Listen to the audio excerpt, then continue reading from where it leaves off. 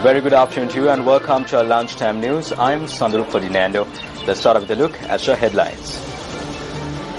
Yoshida Rajapaksa questioned by the Colombo Crimes Division. A 17-year-old girl dies after falling off an apartment complex in Grand Pass. The National Medicine Regulatory Authority Bill taken up for debate. And now your stories in detail.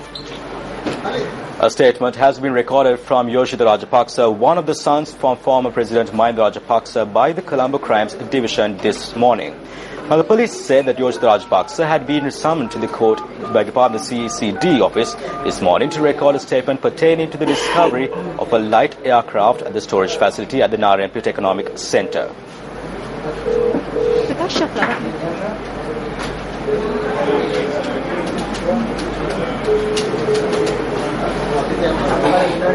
The Bribery Commission has launched investigations into complaints against MPs Rohit Abegunawardena and Lakshman Vasantha. The Commission noted that Abegunawardena is being based on the most recent complaints received. Meanwhile, Lakshman Vasantha's inquiry had commenced yesterday. In more stories, the National Medicine Regulatory Authority Bill is currently being debated in Parliament. Now, according to our correspondent, the session commenced with President Maithripala Sirisena addressing the House. Opening the debate, the President had pointed out that a national medicinal regulatory policy is necessity for the people.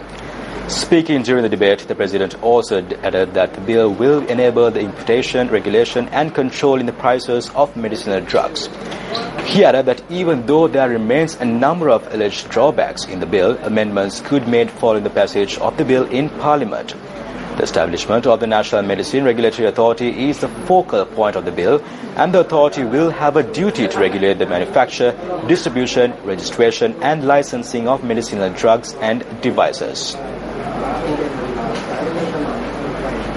A girl was killed after falling off the 6th floor of an apartment building in Grand Pass.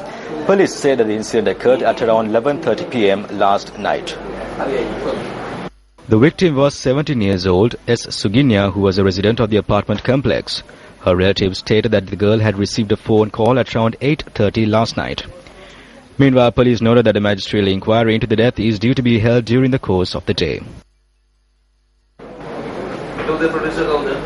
Two deaths were reported from Nurelia and Dodangoda Kaluthara.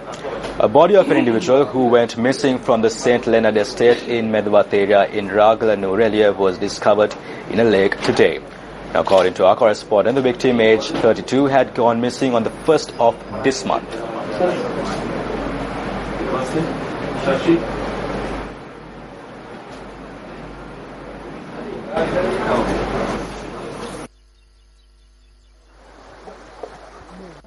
An individual has been murdered with the use of a sharp weapon in the Pepiliwatta area in Dodangoda, Kaluthara at around 7:30 last night. The victim, aged 50, was a resident of the Margon area in Dielagoda. According to the police, the suspect in connection to the murder has fled the area.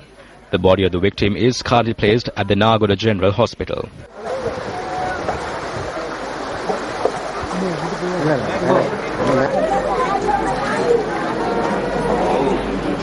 Speaking at an event in Colombo today, Chief Minister of the Western Province, Prasanna Ranatunga, commented on the current political landscape of the country. Appointment letters were presented to 375 teachers in the Western Province. This event was held under the auspices of the Chief Minister of the Western Province, Prasanna Ranatunga. There is political whirlwind. We are unaware that would happen during this period. When we read the newspapers this morning and when we go to sleep at night, the political landscape changes. Now we say this is a national government. Tomorrow they say it is not, and that a Prime Minister will be appointed from their end. During this period, we have to keep our lie low and see what will happen. It is when the storm comes to pass we can do something again. During the last election, no one came forward to assist Maithripala, who is now our current president. But after he became president, he was appointed party leader. Now he's one of us.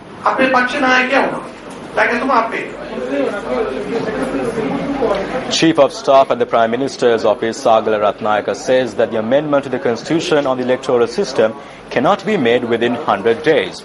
He made this statement at a ceremony to declare open a UNP operation office. The operation office of Sagala Ratnayaka was opened in Pabrana Mathara.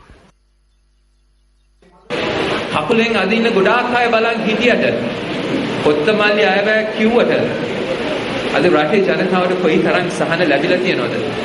අපිටත් අමතක වෙලා ඇති. Nowhere in the history of this country has government reduced fuel prices by 30 rupees. Just as we achieve this goal, we will be able to conclude the 100-day program. The only promise that will not be fulfilled is the amendments to the constitution concerning the electoral system. We will need more time to change the parliamentary election system. If not for that, you could have been in a position to confidently say in the village that our government was able to fulfill all what was pledged. On the killing තියාගෙන ගමේ ඇවිදලා කියන්න පුළුවන් වෙනවා අපේ ආණ්ඩුව පොරොන්දු වෙච්ච සියලු දේ කරනවා කියලා. Deputy Minister Ranvik Kamaratne says that the officers of the Investment Promotion Board had not rendered the required service over the recent past. He made the statement at a discussion held in Colombo yesterday. මැතිවරණ සමයේදී අලුත් වරාය නගරය පිළිබඳව නොයෙකුත් චෝදනා ඉදිරිපත් වුණා. අපි පොරොන්දු වුණා මැතිවරණ සමයේදී A number of allegations were leveled against the Port City project during the election campaign. We had pledged that we will look into those matters during the election period. Those allegations would have been legitimate. We were committed to look into these matters. In order to fulfill this task, I requested for the assistance of the Ministers of Investment, Promotion and Port and Highways in submitting reports. Unfortunately, all reports of the Board of Investment Promotion exist. This is the very foundation that the Board of Investment was established on. However, reports were not formulated during the past 5 years. These were the reports that were distributed. These large-scale investment projects were implemented without the consent of the Board of Investment Promotion by contravening with the existing regulations.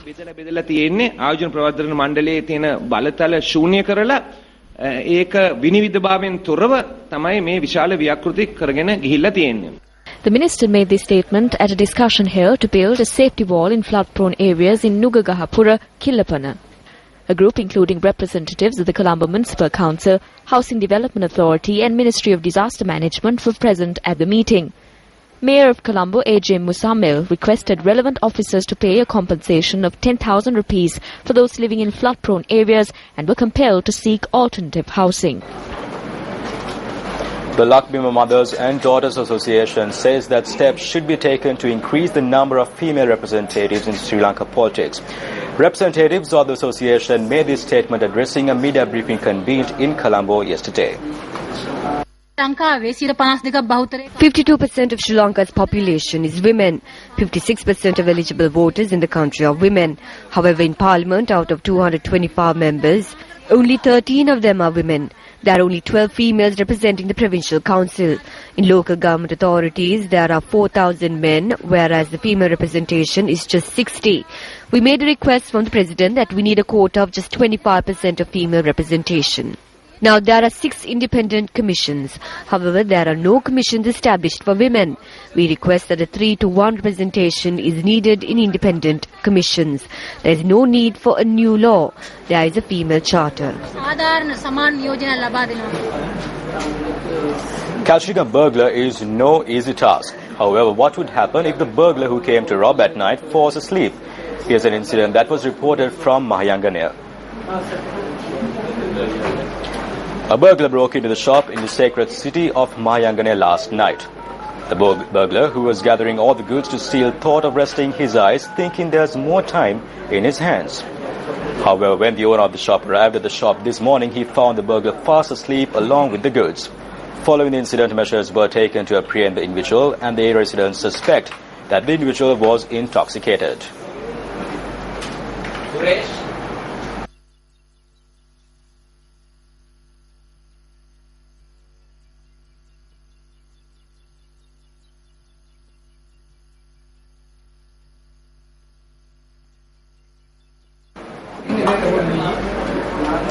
Minister of Internal Transport Ranjit Banduma Bandara says that has agreed to heed to the demands which led to the token strike launched by private bus employees.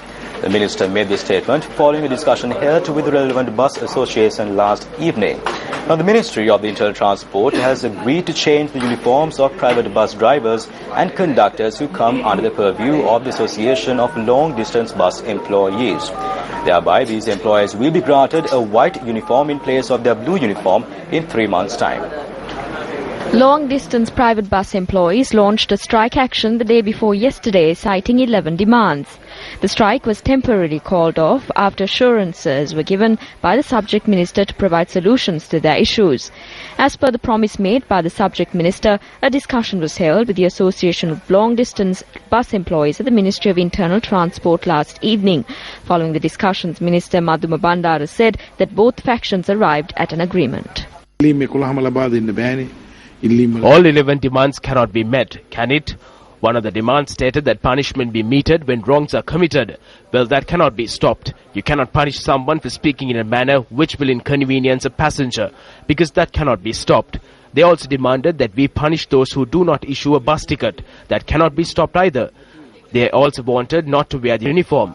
But the Supreme Court issued an order in 2010 that these uniforms must be worn. They were against this. A telephone number to lodge complaints had been stated on this uniform. We removed this. Moreover, there was an issue that 2 justifiable medical reports must be obtained. That was also removed. There was also the issue where the expense to obtain an identity card was increased. That too, after we held discussions with the National Transport Board, was brought down to a reasonable amount. We provided solutions to the reasonable demands. ජාතික ගමනාගමන කොමිසමත් සාකච්ඡා කරා.